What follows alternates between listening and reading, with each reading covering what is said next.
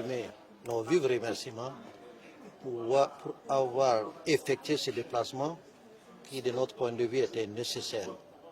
C'est là pour lui exprimer de vive voix que son arrivée en Guinée nous va droit au cœur parce que nous sommes pour le renforcement des liens sacrés, des liens historiques entre le Mali et la Guinée.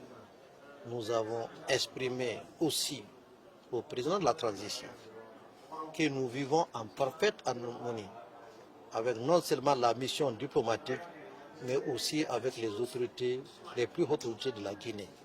La communauté malienne en Guinée a réaffirmé leur engagement à soutenir, à accompagner et jusqu'au bout les efforts du président de la transition.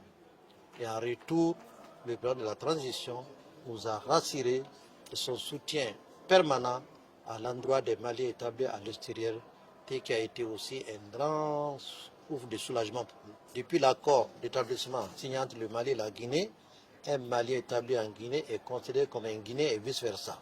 C'est pourquoi les Maliens de Guinée n'ont pas de problème avec l'administration. Et la mission diplomatique aussi qui est là, qui est adoptée à notre fonctionnement.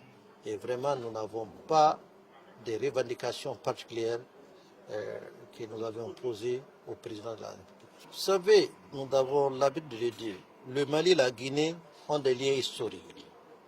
Ils ont un combat commun et ils ont un avenir à préparer ensemble, pour plusieurs raisons. D'abord, le port de Conakry est le port le plus proche de la Guinée. Et des infrastructures communes ont été installées et en Guinée et au Mali entre les deux pays. C'est-à-dire qui donnent un sens à la citation qui dit que le Mali et la Guinée sont deux poumons dans le même corps. C'est pourquoi nous avons dit au président que nous n'avons aucun problème ici en Guinée et que notre souhait seulement c'est de le voir de temps en temps parce qu'il incarne une fierté pour le Mali et pour tous les Maliens.